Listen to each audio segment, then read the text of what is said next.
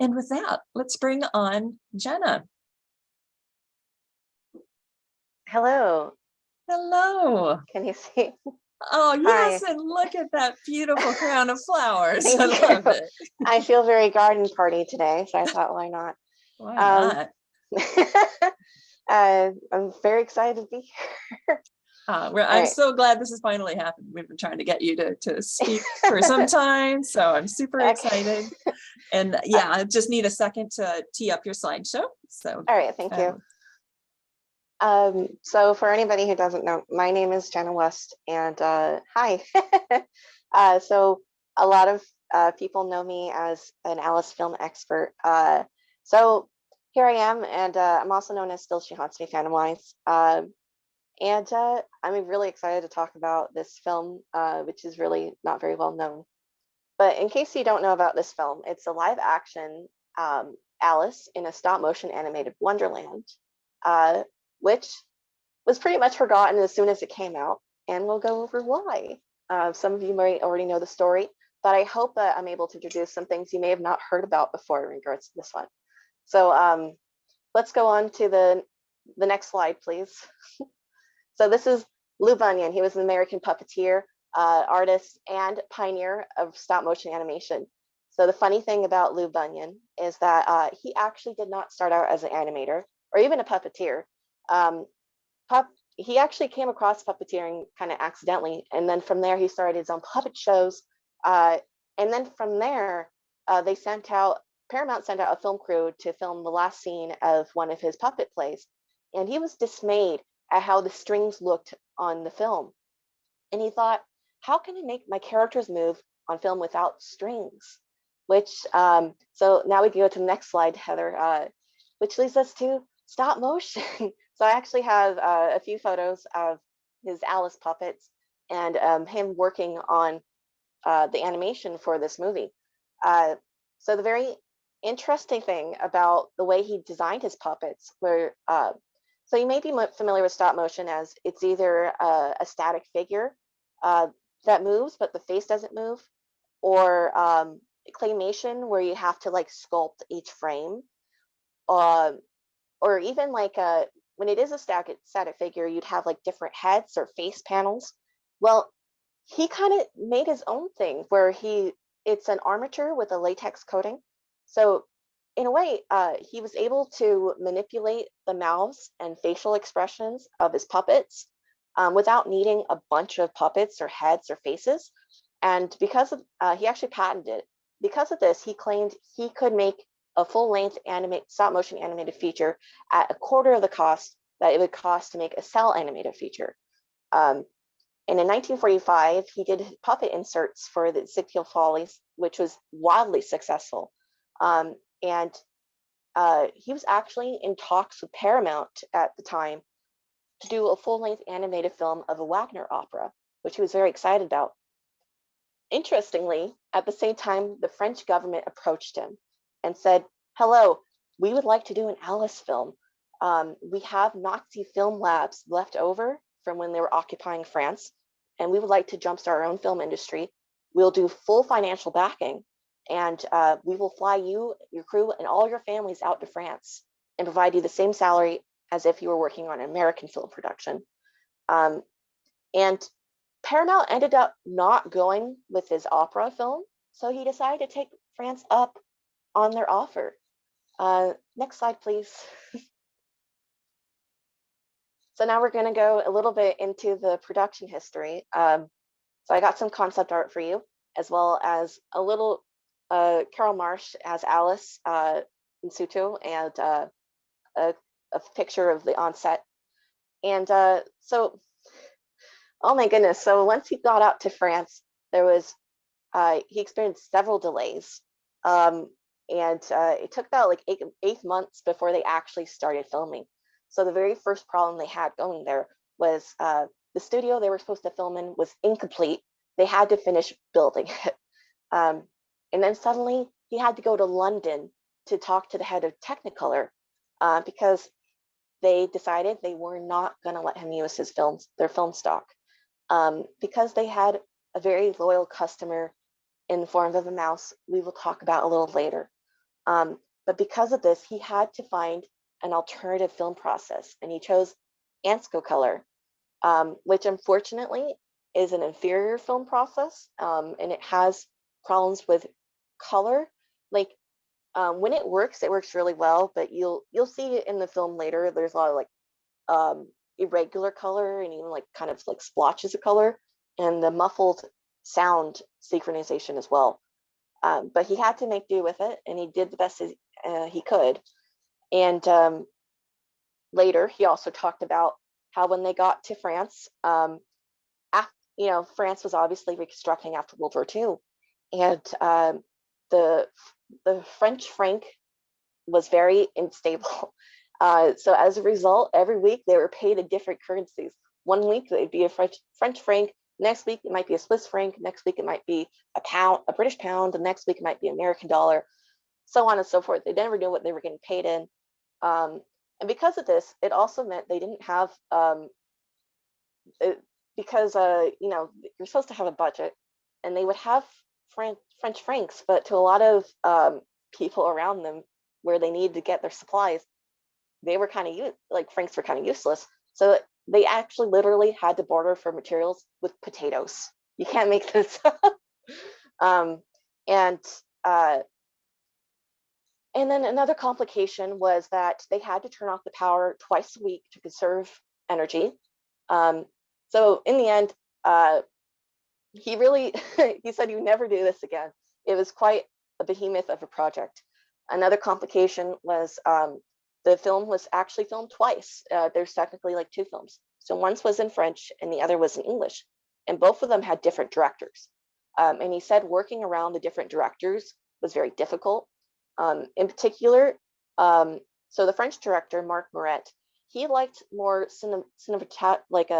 he was more into the artistry of the shots, you could say, and he'd like to focus on the more serious points of the story, whereas Dallas Boyer, the English director, was a bit more lighthearted. Bunyan actually preferred Bauer's version. I actually kind of prefer the French version, but we'll be trying to see the Dallas version. And so the French one came out December 21st, 1948, right on time. And then the American version of the film was meant to come out 1949 in February. And you may be wondering, what about the British version? Well, this film didn't come out in Britain. They had a law about depicting monarchs, and they decided the depiction of Queen Victoria was not in favor of the law, and so the film couldn't be released there. So anyway, so the interesting thing about its 1949 release is that it never happened. When you look through I looked at a bunch of archives of entertainment magazines, and it talks, so it's being advertised for February, and then suddenly it just disappears from any mention of it disappears for 2 years. And so what happened, it turns out later, is the distributor was going to be Eagle Line Classics, which is owned by Pathé Industries. And Pathé actually sued Bunyan for violation of contract, saying that he never delivered a film to distribute. Bunyan countersued and said, "Actually, I did. You violated the contract and you didn't distribute it." So I wasn't able to find a resolution for this countersuit or lawsuit. So what's very interesting is later I came across a review of the American version of the film that mentioned, well, I'm going to call it rumor because I haven't been able to find anything like actually substantiated. But the reviewer said the reason why this film took so long to come out was because it had bad color.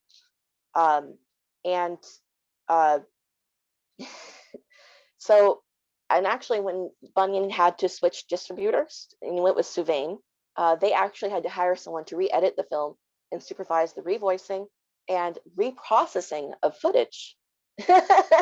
Yes, perhaps. Reprocessing of footage. And so there is a little bit, maybe that is what happened here, where Eagle Line was like, you've given us a film we can't distribute. So we're going to go on to the next slide, please. So this is Art Babbitt. Some of you Disney fans may know him. He was a top Disney animator. He's well known for creating Goofy and being the lead animator on many of the Golden Age Disney films. You may not know, or you may also know, that in 1941, he joined the animator strike against Walt Disney. And because Walt Disney had given him very good pay and so many benefits, Walt felt very betrayed by him joining the strike. In Art's opinion, it was the right thing to do, even though he was, one of the privileged animators, because he didn't think it was fair. Walt saw it as a betrayal. Yes, it's actually, there's whole books about the strike. I highly recommend. It's super fascinating. So Walt actually tried to fire him several times. Each time he had to rehire him because it was an unfair dismissal. But in 1947, Art finally left and he joined Bunyan's Alice. So here we see some character designs he did, and even some walk cycle animations. So you may be thinking, hey, I thought this was stop motion. Well, Bunyan had Babbitt do these walk cycle animations because he wanted to give the characters movement, like characteristics. And so he would take what Art Babbitt animated and try to do the same thing as stop motion animation. So he was like a movement designer. So later when we watch the film, pay attention to how they move and see how this could have been inspired by Babbitt, which leads me to my next point. So we're going to go to the next slide, please. The Walt Disney Alice, the big elephant in the room. So all of us know that Walt had been trying to work on an Alice since the late 1930s. And it was mentioned by Arnold earlier that there was a David Hall treatment in about 1939, which Walt decided not to go with. What a lot of people don't know is that there was a treatment in between that one and the final product. In 1945, so Walt thought, you know what, maybe a straightforward adaptation of the Alice books just doesn't translate to film. What if we use Alice a different way? What if we use Alice to tell another story? What if we tell the story of Lewis Carroll? And he hired Aldous Huxley of Brave New World fame to write a story treatment. It was going to be called Alice and the Mysterious Mr. Carroll. So the very interesting thing about this plot point, there's actually, it's a way more complicated plot than what I'm about to tell you, but it could be its own presentation. But the basic premise of it is that the Queen Victoria wants to meet Lewis Carroll, and that she's heard that, she's heard that he's an Oxford Don, and she wants the vice chancellor of Oxford or Christchurch to figure out who Lewis Carroll is. And when you see the Bunyan Alice, there's a similarity here in the plot line. So this is where it gets a little bit interesting. So Babbitt was working for Disney when the story treatment was going on. And I think this is why Disney went a little hard on this film, because he felt even more betrayed by Babbitt, because he recognized that this was a story treatment he was going to do. He ended up not doing this story treatment. He said the story treatment was too literary, and I believe also it was a little too similar to Song of the South, which was coming out in 1946, which is also about a storyteller telling animated stories. Because to be clear, this was going to be live action with like scenes of animation, and Alice would be a live little girl in animated Wonderland. So this is too much like Song of the South, which is already coming out. It's too literary. It was a bit overcomplicated. So he decided not to do it. I believe this is also where some misunderstanding later between Bunyan and Disney had happened, because Bunyan was under the impression that Disney decided to shelve Alice and they weren't going to do it. And that's possible. Trade magazines didn't understand, like they reported that he wasn't going to do it, but what really happened was he decided not to do this treatment. It didn't mean that he wasn't going to do it. So Bunyan announced he was going to do Alice in 1946. Disney immediately, lower right, oh yeah, that's actually David Hall, by the way. David Hall is the top left and lower right, and I believe you recognize Mary Blair's work. But anyway, 1946, he decided that he was going to do it. He announced it. Disney responded saying, "We're doing Alice. We've been trying to do Alice this whole time. We are going to invest lots of money in this one. We're going to do it. It's ours. We have legal rights," which is a very strange claim. Going on to the next slide, please. The trial. So initially in the magazines, Disney tried to claim they had legal rights. And the reason why they claimed this, which is why I included this quote, because it's a little confusing to people who aren't intimately involved in the film history. There was this, so I'm just going to read it. Seamus Culhane said, "There's this curious custom in Hollywood practiced by association. The Motion Pictures Producers and Distributors of America Incorporated, in disregards to the principles of the Copyright Act of the Geneva Convention, once a producer registered a title with the association, the others adopted a hands-off policy, even when the title was in the public domain. They even sold each other the rights to books and plays in the public domain, as if registration with the association made the works private property." So, you may know Paramount bought the rights to Alice for their 1933 Alice. The rights had expired by the time that Disney was doing his Alice, but he bought the rights because that was just what he did. Yes, exactly. He bought the rights, and even though they were expired, so he in this association, that was just like common practice. He bought the rights even though they were public property. But Bunyan was not part of this association. He was an outsider, and to an outsider, that it sounds like a very strange practice. If something is public domain, why are you going to treat it like it's still private property? So Disney ended up suing in July 1951.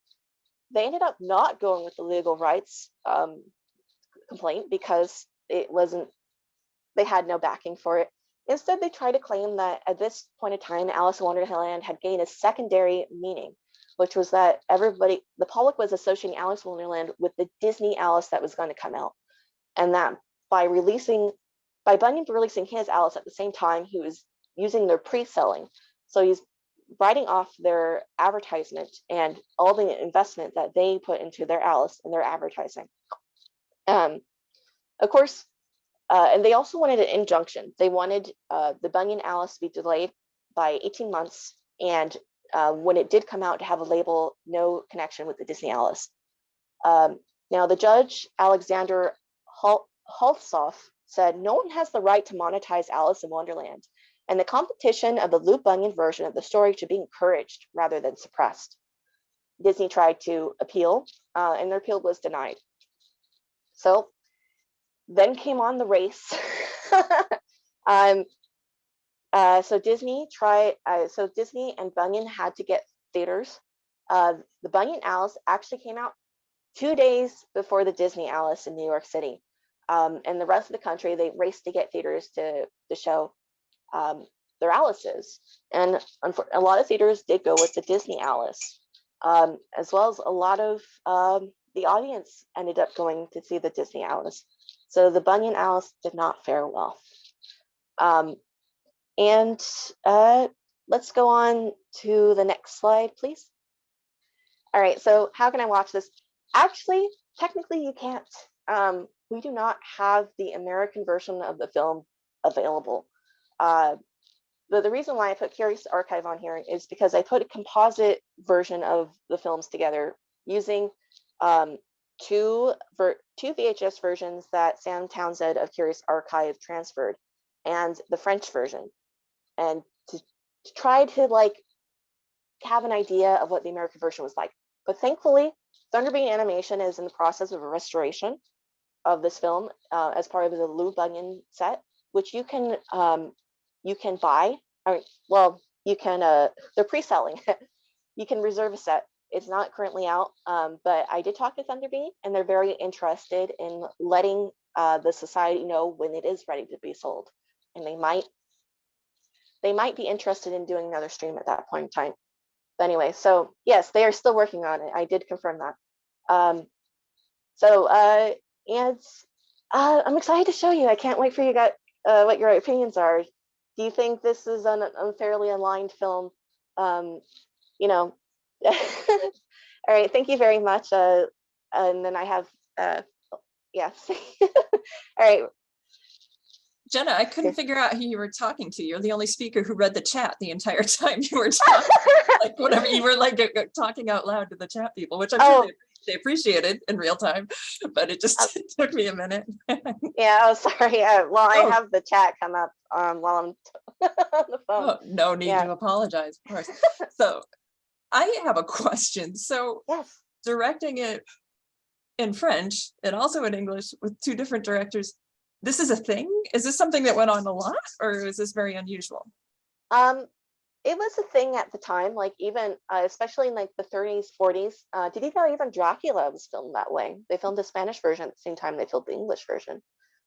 Okay, I don't know why you can't see Curious Archive on YouTube. Yeah, it's there. I went there last night. Yeah, I saw Sam in the chat earlier, so maybe he can provide a link. Yeah, so it's not a common practice. Usually people just dub it now. Yeah, there he goes.